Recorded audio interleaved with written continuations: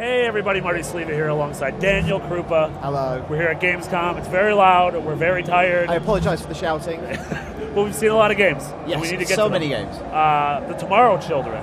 Yeah. It's the game that was announced. It's Q Games' game. It was announced during the Sony conference. Yeah. It looks weird, but you saw more. Yeah, it was a super enigmatic trailer. Like, we watched it, we had no idea what the actual game is about, so I attended the presentation, and I interviewed Dylan Cuthbert, and the creator of the game from Q Games, and I've kind of got a handle on it.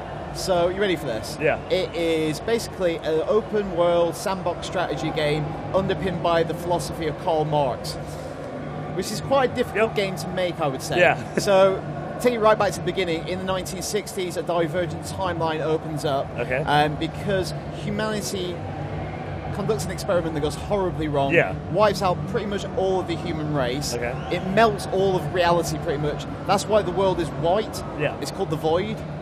And what the few remaining scientists do is they create clones. You play as a clone. You go out into the world, and you should be trying to restore humanity and sanitize the planet. But you can do whatever you want. If you want, you can go off into the distance and just tunnel.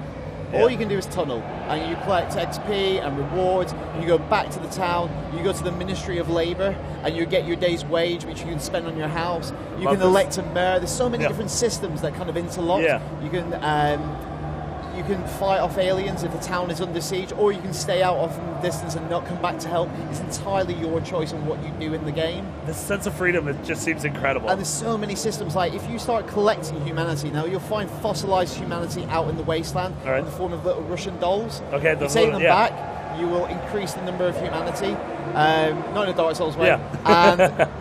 But more humans there are that exist, the more burdensome your life becomes, because you then have to start maintaining the electricity in the caring town, for people, providing warmth and heat. So you almost become an experiment, and then you eventually become a slave to the humans. So there's a master-slave dialectic going on. It is ridiculous. How the fact that this game was on stage at a major press conference at an event is just mind-boggling to me. Yeah, that's your Sony exclusive, not Tomb Raider. A social sandbox simulator based on the philosophy of Karl Marx. I mean, and this seems so much bigger, too, because Q was known for the Pixel Junk series on the PS3, so Pixel Junk Eden and Pixel Junk Monsters. It's definitely a departure from those. Yeah, I mean, it's pretty much, The game looked gorgeous, too. It had a really confident art style. Yeah, it's really swaggering. It knows what it wants to be, and it's fully committed to kind of using all that Soviet imagery, which also is thematically relevant. They're not just doing it because, hey, this is a cool art style. It's it informs every aspect of the game.